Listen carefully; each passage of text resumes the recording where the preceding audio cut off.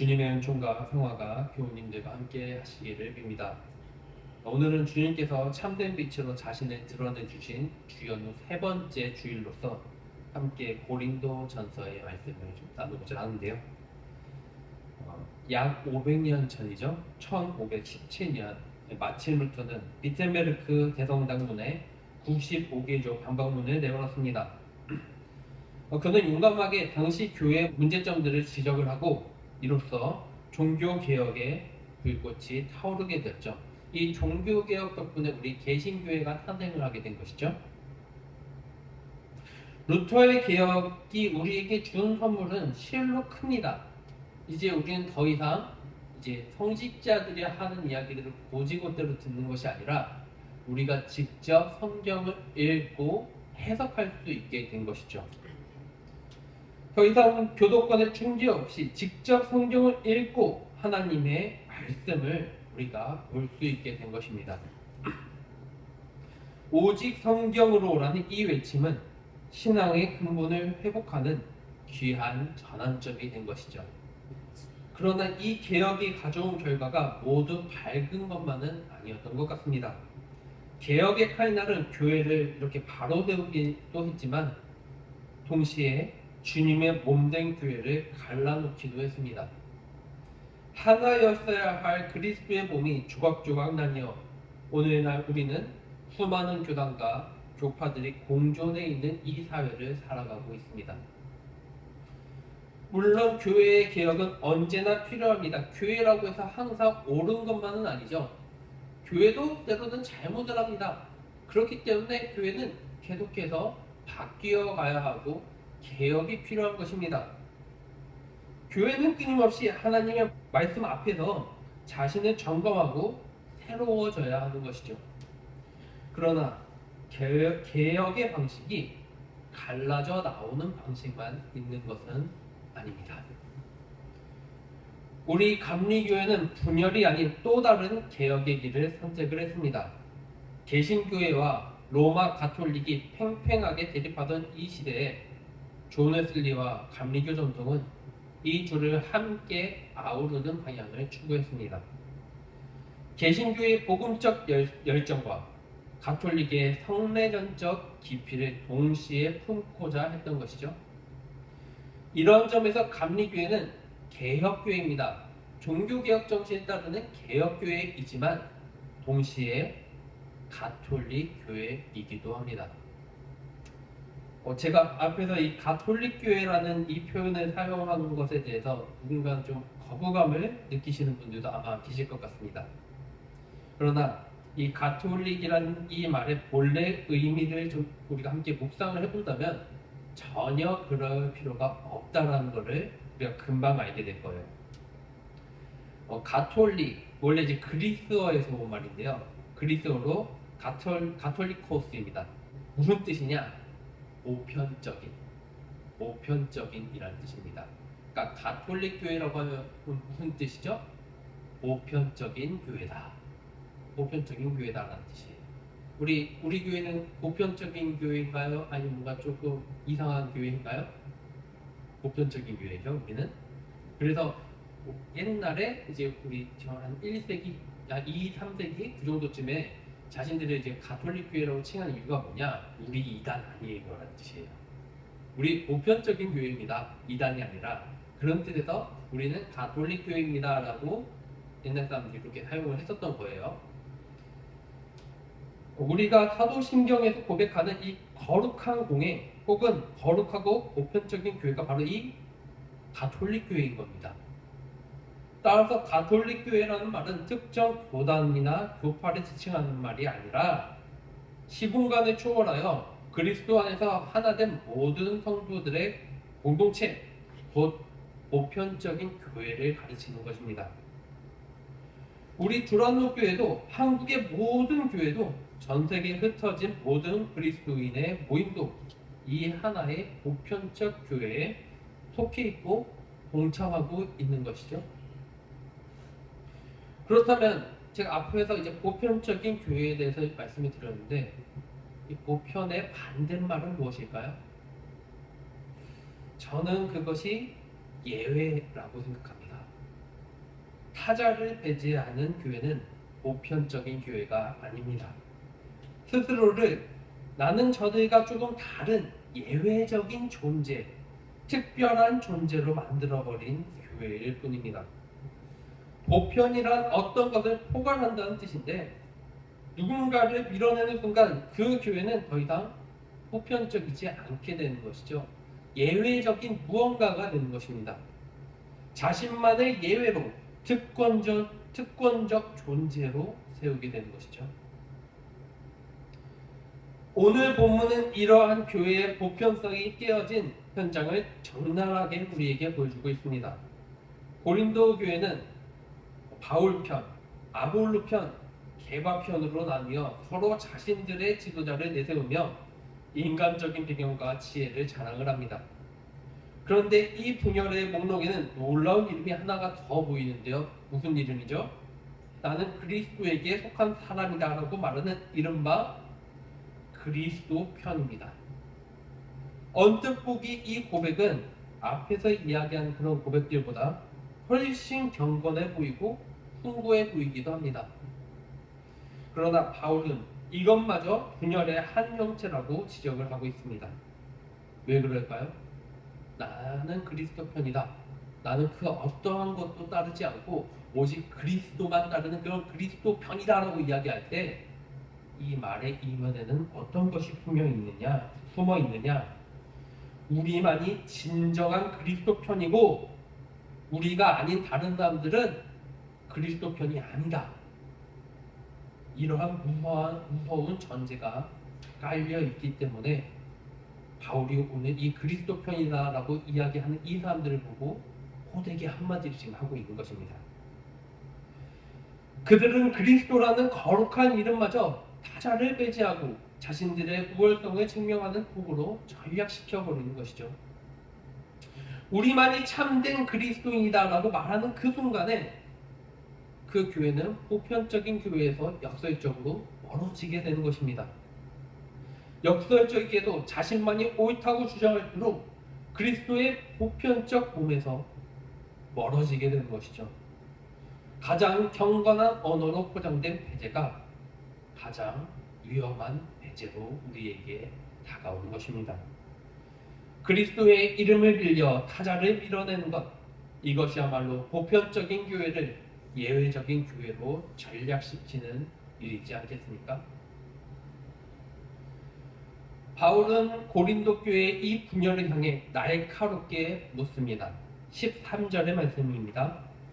그리스도께서 갈라지셨습니까? 바울이 여러분을 위하여 십자가에 달리기라도 했습니까? 또는 여러분이 바울의 이름으로 세례를 받았습니까? 오늘 우리에게 묻는 질문이지 않겠습니까? 한 분이어야 되는 그리스도께서 갈라지신 것입니까? 그리스도의 몸은 하나이죠. 따라서 교회가 나뉘는 것은 불가능한 일이며 있어서도 안 되는 비정상적인 것입니다. 바울은 이어서 세례에 대해서 우리에게 이야기합니다. 그는 자신이 고린도에서 누구에게 세례를 주었는지조차 정확하게 기억을 하지 못합니다. 물론 실제로 바울은 꽤 많은 사람들에게 세례를 베풀었을 것입니다. 그런데 오늘 말씀에서 내가 누구에게 세례를 주었는지 나는 기억하지 못한다. 내가 당신들에게 세례를 주지 않았다는 것이 하나님 앞에 감사하다라고 이야기를 하죠. 왜 이렇게 이야기할까요? 세례를 누가 집례했는가가 바울에게는 하나도 중요하지 않았기 때문입니다. 세례는 특정한 목사님이나 특정한 누군가 지도자를 따르게 만드는 그러한 것이 아니죠. 세례는 오직 그리스도라는 이 한 몸에 우리 모두를 밀어넣어 그분 안에서 하나가 되게 하는 사건이기 때문입니다. 그러니 어떤 목사에게 세례를 받는 것이 중요한 것일까요? 아니죠. 그 세례가 우리의 주님이신 그리스도의 이름으로 행해졌다. 그게 중요한 것이지 어떤 유명한 목사, 어떤 어떤 훌륭하신 분에게 세례를 받았다는 것이 중요한 것이 아닙니다. 우리가 누구에게 세례를 받았든 어느 교단에서 세례를 받았든 우리 모두는 동일하게 그리스도 안에서 하나가 되는 것입니다. 그러면 무엇이 오늘 고린도 교회의 부조를 만든 것입니까? 이들은 모두 다 세례를 받은 사람들입니다.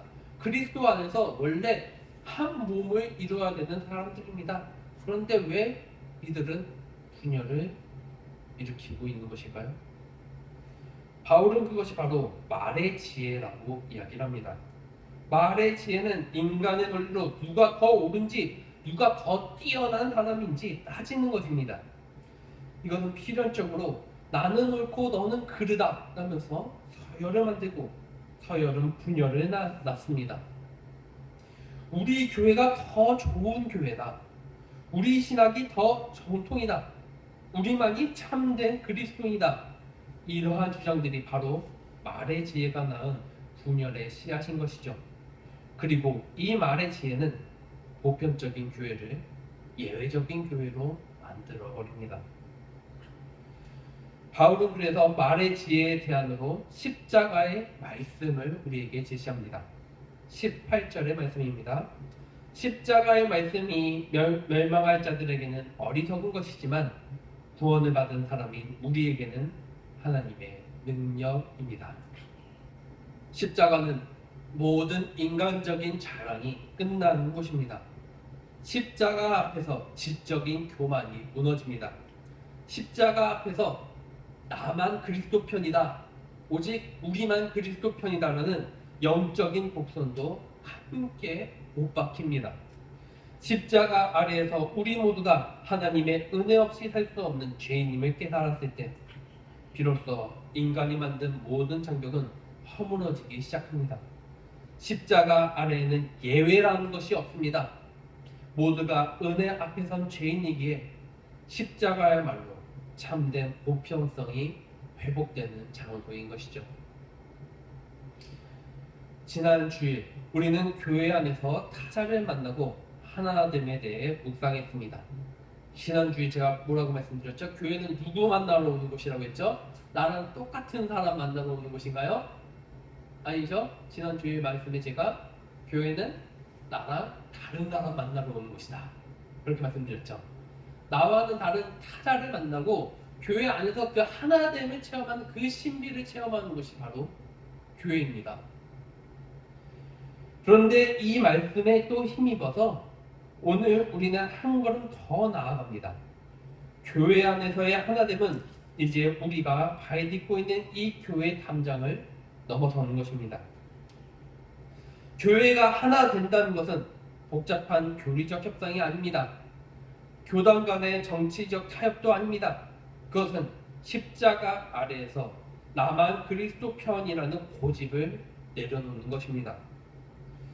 내 교회만이, 내 교단만이, 내 전통만이 옳다는 생각을 십자가 앞에 내려놓는 것이죠. 나를 예외로 세우려는 유혹을 포기하고 보편적 은혜 아래로 들어가는 것입니다. 비록 이름과 전통은 다르지만 그리스도의 이름을 부르는 모든 교회를 향해 손을 내미는 것, 이것이 바로 우리 감리교회가 지향해온 중도의 길, 비아 메데아의 길입니다. 교리의 세부사항은 다를 수 있지만 그리스도를 향한 마음만 같다면 우리 모두는 형제이고 자매가 되는 것이겠죠. 제가 좀 이러한 이야기를 드리면은 누군가는 좀 이렇게 이야기할 것 같아요. 꿈과 같은 이야기다. 어떻게 그런 일이 벌어질 수 있느냐? 지난 500년 동안 우리가 서로 싸워온 길이 있는데 어떻게 서로 화해의 손을 내밀고 우리가 하나가 될 수 있느냐? 이렇게 이야기하시는 분들도 아마 계실 것 같습니다. 그러나 제가 해드린 이러한 하나됨이 단지 아름다운 이상에 그치는 것이 아님을 지난 역사가 보여줍니다. 우리의 역사는 이미 하나됨으로 향하고 있는 것이죠. 이미 그러한 방향으로 우리의 역사가 흘러가고 있습니다. 1999년 로마 가톨릭 교회와 루터교 세계연맹은 칭의 교리에 관한 공동선언에 함께 서명했습니다. 그러니까 이게 무엇이냐면요. 칭의가 무슨 뜻이냐면 우리가 하나님 앞에 어떻게 의롭다 칭함을 받는가입니다. 그렇죠? 루터가 이제 이신칭의 우리가 오직 믿음으로 의롭다 칭함을 받는다라고 이야기했는데 이거에 대해서 로마 가톨릭 교회와 루터 교회가 서로 이견이 없다라고 이야기하면서 함께 서명을 한 거예요. 1999년도에 500년 전 루터가 95개조 방법론을 내걸었던 그 문제, 인간이 어떻게 하나님 앞에서 의롭게 되는가에 대해 두 교회가 마침내 합의에 이른 것이죠.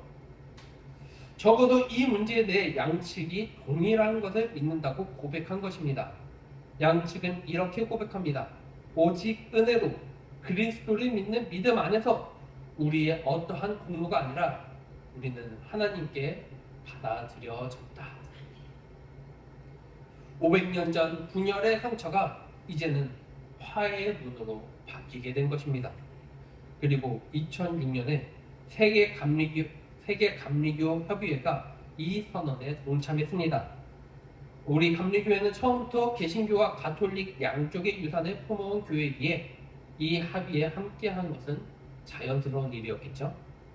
그러나 감리교회뿐만이 아니라 이 선언에는 성공회와 개혁교회까지도 함께 동참하게 되었습니다. 전 세계 그리스도인의 대다수가 같은 고백 아래에 서게 된 것이죠.